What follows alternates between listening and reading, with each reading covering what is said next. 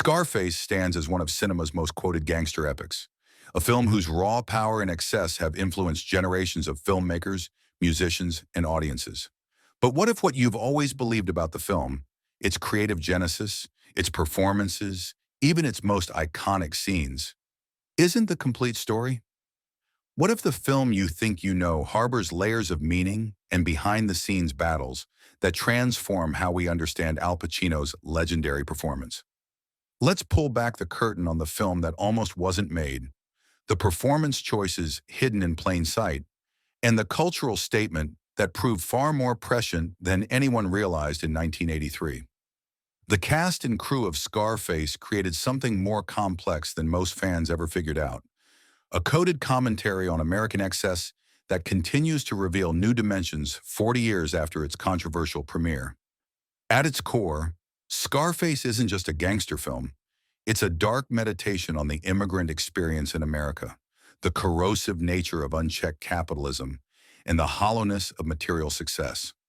What audiences have rarely understood is how deliberately director Brian De Palma, writer Oliver Stone, and star Al Pacino crafted the film as a critique of Reagan-era excess while disguising it as a blood-soaked crime thriller. The 1983 remake of Howard Hawks' 1932 classic transported the story from Prohibition-era Chicago to cocaine-fueled 1980s Miami. But this wasn't merely an update of setting. According to Pacino and Stone, they saw in Tony Montana a twisted reflection of America itself, hungry, ambitious, and morally compromised, yet oddly principled in its own corrupted way. We were making a film about the dark side of the American dream, Pacino revealed years later. Tony Montana wasn't just a gangster, he was America's ID made flesh. The unbridled appetite, the refusal to accept limits, the belief that enough is never enough. What's remarkable is how the film's creative team managed to embed this critique within a film that, on its surface, seems to revel in the very excess it condemns. This tension between glorification and condemnation is precisely what most viewers miss. The film arrived at a pivotal cultural moment. America was embracing unrestrained capitalism and material success while cocaine flooded into the country. Scarface wasn't just reflecting this reality, it was prophesying where it might lead. Al Pacino, fresh from his success in the Godfather films, took a career risk with Tony Montana that few fully appreciate. The soft-spoken, methodical actor disappeared completely into the brash, loud Cuban gangster, a transformation so complete that it confused and alarmed studio executives during early screenings. What most fans never realized is that Pacino wasn't playing Tony Montana as a straightforward villain or hero. According to the actor himself, he approached the character as a kind of broken romantic, a man whose dreams had been corrupted but who still operated by a twisted code of honor. Tony's not just a criminal, Pacino explained. He's a tragic figure who believes in something bigger than himself, even if that something is deeply flawed. The physical transformation was equally extreme.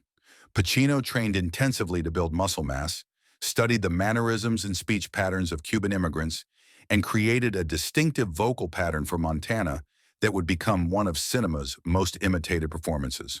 What viewers rarely catch is how Pacino modulates this performance. The voice grows more American and less Cuban as Tony accumulates wealth and power, a subtle commentary on assimilation and corruption. Michelle Pfeiffer, in only her fifth film role, brought complexity to what could have been a one-dimensional trophy wife character.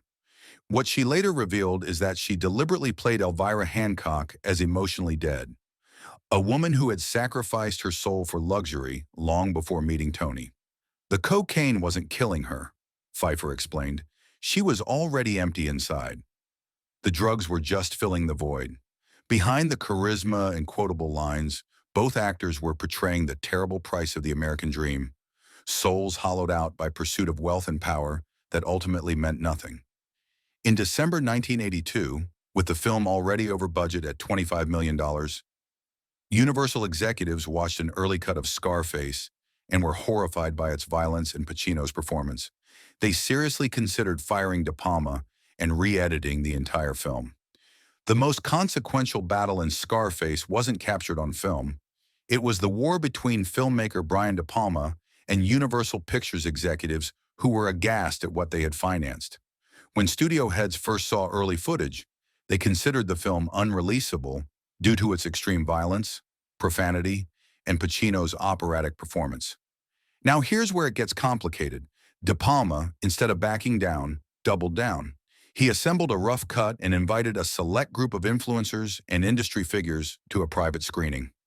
Among them were directors Martin Scorsese and Steven Spielberg, who both vigorously defended the film's artistic merits. What most fans never learned is that the film's iconic chainsaw scene was actually toned down from De Palma's original vision. What you see in the finished film is the compromised version, editor David Ray later confirmed. Brian's first cut was so graphic that several executives walked out of the screening.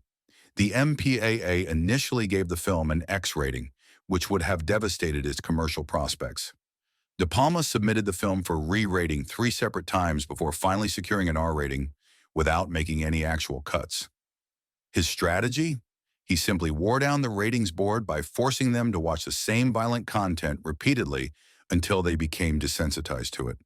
This battle over the film's content ultimately preserved what makes Scarface so distinctive, its uncompromising vision.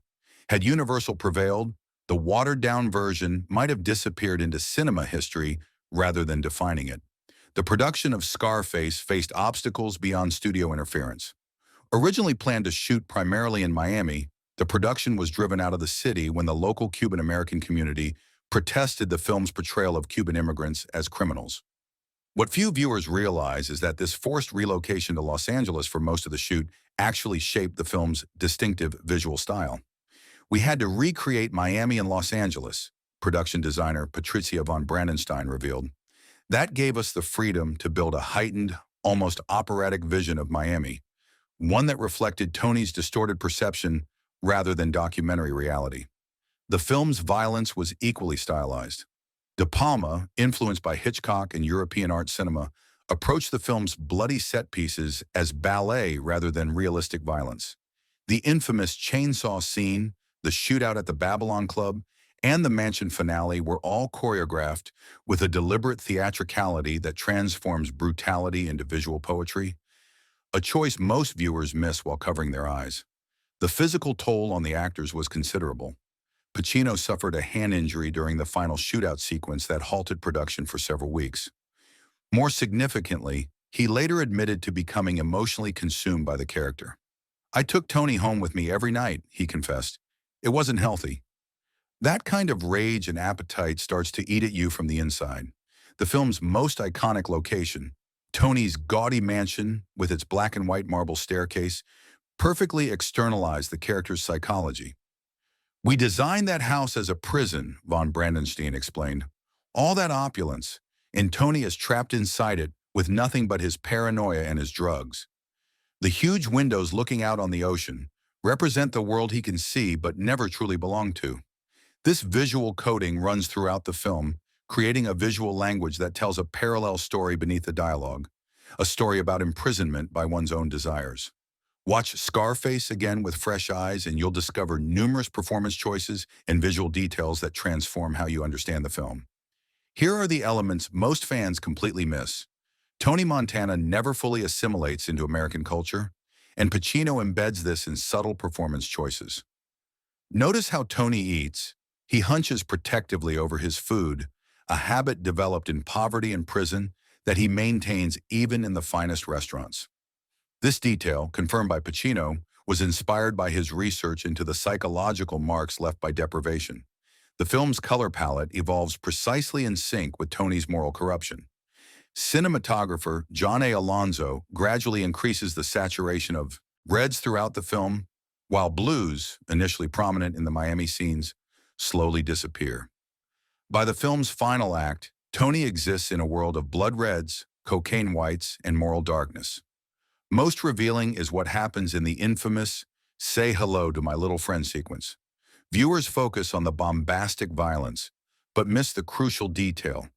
Tony only finds his courage to face the assassins after he buries his face in a mountain of cocaine. His final stand isn't heroic, it's a drug-fueled delusion of invincibility. The camera deliberately shows his perspective becoming distorted, and his pupils dilating before he grabs his weapon. We wanted that final sequence to be a drug hallucination as much as a gunfight, De Palma explained years later. Tony doesn't go out in glory. He goes out in a pharmaceutical haze that just happens to include bullets. Perhaps most missed is the film's sophisticated use of mirrors. Tony is shown reflected in mirrors more than 20 times throughout the film, with these reflections increasing as his identity fragments. In the final scene, before he falls into his ornamental pool, he sees multiple reflections of himself, a visual metaphor for his shattered psyche that few viewers consciously register. These deliberate artistic choices elevate Scarface from mere gangster film to a complex visual study of corruption, immigration, and identity that continues to reveal new dimensions with each viewing. Upon its release in December 1983, Scarface ignited a cultural firestorm that few films have matched before or since. Critics were overwhelmingly hostile, with influential reviewers like Vincent Canby of the New York Times dismissing it as a series of set pieces with no cumulative impact. The film scored just 65% among critics on aggregator sites, a tepid response that missed what the film was actually attempting. Scarface opened on December 9, 1983, and despite the controversy, or perhaps because of it, earned $4.5 million in its opening weekend. An impressive sum for an R-rated film in that era, but far from blockbuster status. The Cuban-American community in Miami remained outraged by what they perceived as a slanderous portrayal of their community. They didn't understand that we weren't trying to depict all Cuban immigrants. Oliver Stone argued, "We were using this specific character to tell a larger American story." What few recognize is how the film became a battleground for larger cultural tensions about Reagan's America. Liberal critics saw a nihilistic celebration of violence, while conservative commentators condemned the film's moral bankruptcy. Both missed that Scarface was actually a critique of the unchecked capitalist ethos of the era, dressed in the bloody clothes of a gangster picture. The studio wanted to distance themselves from the film after the initial backlash, producer Martin Bregman revealed. But we knew we'd made something that would outlast the initial reaction. Films that challenge their moment often do. The MPAA ratings battle represented another front in this culture war. The film's violence wasn't gratuitous. It was essential to its thesis about American capitalism's brutality, but the ratings board initially couldn't see beyond the blood spray. De Palma's strategy of wearing them down rather than cutting his film preserved its integrity, but at a cost to its initial reception. What's remarkable about Scarface is how thoroughly public opinion would eventually reverse, transforming one of 1983's most reviled films into one of cinema's most referenced and respected crime epics. Here's the irony no one saw coming. A film rejected by critics and greeted with mixed box office results would go on to become one of the most influential and financially successful films in Universal's library. By the late 1990s, Scarface had evolved from controversial failure to cultural touchstone. The film found its true audience on home video and cable television, where repeated viewings allowed viewers to move beyond the initial shock of its violence to appreciate its deeper themes. Universal executives who had once considered firing De Palma were astonished to discover Scarface becoming one of their most profitable catalog titles, selling millions of VHS copies and later DVDs. Even more unexpected was the film's adoption by hip-hop culture. Rappers from Nas to Jay-Z to Notorious B.I.G. embraced Tony Montana as an anti-hero whose rise from nothing spoke to urban American experiences. The hip-hop community got what many critics missed, Pacino noted. They understood Tony as someone who refused to code switch, who demanded respect on his own terms, and who never apologized for his ambition. What's remarkable is how thoroughly the film's dialogue penetrated popular culture.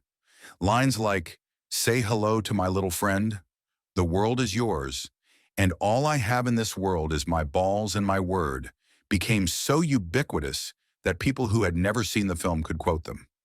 The 2003 video game, Scarface: The World Is Yours, sold millions of copies, introducing the character to yet another generation. Perhaps most ironic of all, a film intended as a critique of materialism and excess became a celebration of those very qualities for many viewers. The mansion, the clothes, the cars, and the power became aspirational rather than cautionary for a segment of the audience who embraced the style while missing the substance of the film's message. By 2023, the film that Universal once considered unreleasable had generated hundreds of millions in revenue across theatrical, home video, merchandising, and licensing deals, making it one of the most profitable R-rated films in history, despite its troubled beginning. Al Pacino's portrayal of Tony Montana has become so frequently imitated, parodied, and referenced that it's easy to miss the extraordinary craft underpinning the performance. What most viewers fail to recognize is the meticulous research and technical precision that went into creating this larger-than-life character. Pacino spent months developing Tony Montana from the ground up. He traveled to Miami and spent time in Little Havana, observing mannerisms, speech patterns, and cultural details. He studied the experiences of Cuban immigrants who had arrived during the Mariel boat lift.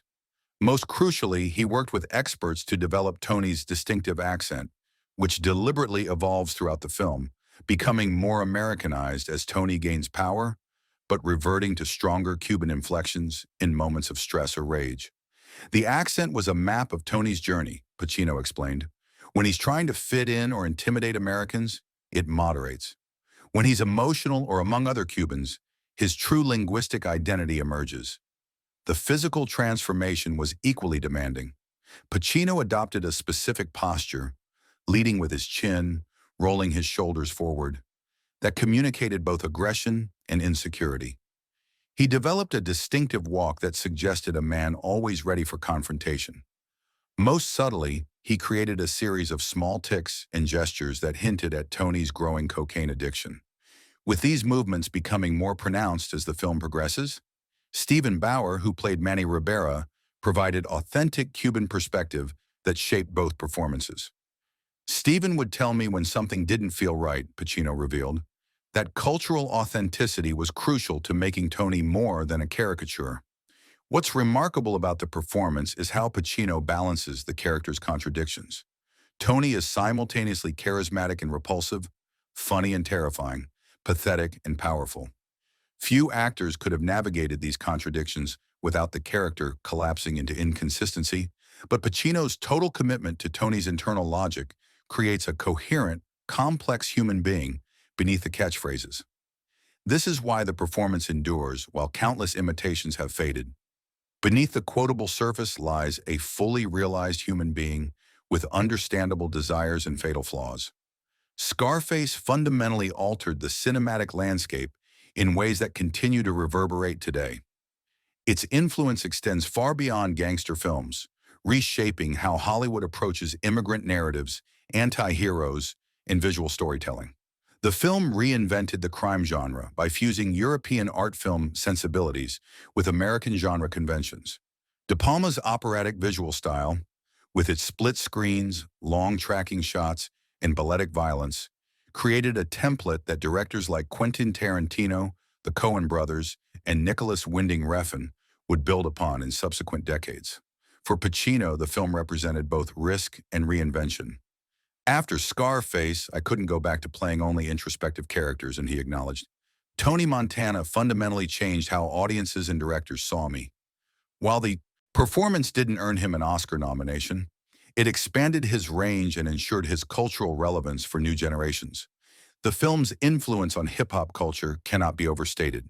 Beyond the countless lyrical references, Scarface helped shape the visual aesthetic of music videos, album covers, and artist personas throughout the 1990s and 2000s. The imagery of Tony's rise, the suits, the mansion, the excessive lifestyle, became a visual shorthand for success against the odds in countless videos. Perhaps most significantly, Scarface changed how Hollywood portrays immigrants. While the film was initially criticized for its negative portrayal of Cuban Americans, its longer legacy has been more nuanced. By showing Tony's drive, ambition, and refusal to accept second-class status, the film created space for more complex immigrant narratives that neither sanitize nor demonize the immigrant experience. Television shows like Breaking Bad and The Sopranos owe a considerable debt to Scarface in their willingness to build narratives around morally compromised protagonists and their unflinching portrayal of the consequences of criminal ambition. Without Tony Montana paving the way, Walter White's transformation might never have made it to screen. The film's famous line, "The world is yours," continues to echo through cinema and television, a reminder of both the promise and peril of unchecked ambition, and of how thoroughly Scarface reshaped our cultural conversation about success, excess, and the American dream. What makes Scarface endure 40 years after its release isn't just its quotable dialogue or operatic violence. It's the film's continuing relevance as a critique of American excess. The themes that Stone, De Palma, and Pacino embedded in the film have only grown more prescient with time. Tony Montana's story is ultimately about the corruption of desire, how the legitimate hunger for success and security curdles into destructive greed when divorced from moral boundaries. This narrative has become only more relevant in an era of growing wealth inequality, corporate excess, and material obsession. We weren't just making a film about a gangster, Oliver Stone reflected. We were making a film about capitalism without constraints, the darker side of American possibility. This reading of the film transforms seemingly excessive scenes into something more meaningful. Tony's famous outburst in the restaurant, "You need people like me so you can point your fucking fingers and say, 'That's the bad guy,'" becomes a challenge to the audience's complacency about their own participation in systems of exploitation. The film's visual motif of surveillance gains new resonance in our current era. Throughout Scarface, our characters are constantly being watched by other criminals, by police, by rivals. This emphasis on surveillance predicted our current reality, where privacy has eroded and power is increasingly tied to who controls information. Most powerfully, the film's depiction of immigrant ambition takes on new dimensions in our current debates about immigration. Tony Montana arrives with nothing but his wits and determination, quintessentially American qualities. His tragedy isn't his ambition, but his embrace of a corrupted version of success that prioritizes wealth and power over community and genuine connection. Watch Scarface again with fresh eyes, and you'll see beyond the violence and quotable lines to recognize a profoundly American story about identity, assimilation, and the moral compromises we make in pursuit of success. The film asks a question as relevant now as in 1983. What price are we willing to pay for our own version of the American dream? This is what most fans never figured out about Scarface. Beneath its bloody surface lies one of cinema's most incisive critiques of American capitalism and one of its most complex explorations of immigrant identity in a culture that simultaneously exploits and fears the outsider. Scarface endures not just as entertainment, but as a cultural looking glass that continues to reflect uncomfortable truths about America back to its audience. When you rewatch the film, you're not just revisiting a gangster classic. You're engaging with a multi-layered text whose meanings have evolved and deepened with time. The film's examination of excess, immigration, and moral corruption speaks to contemporary concerns with surprising directness. Tony Montana's journey from hungry immigrant to corrupted kingpin remains one of cinema's most complex explorations of the American dream's dark side. If you've seen the classic lines and bloody shootouts, but missed the deeper commentary on capitalism and identity, it's time to revisit this landmark film with new eyes. Drop a like if you've spotted details in Scarface that most viewers miss, and tell us which scene you think contains the most overlooked significance in a film where nearly every frame carries hidden meaning.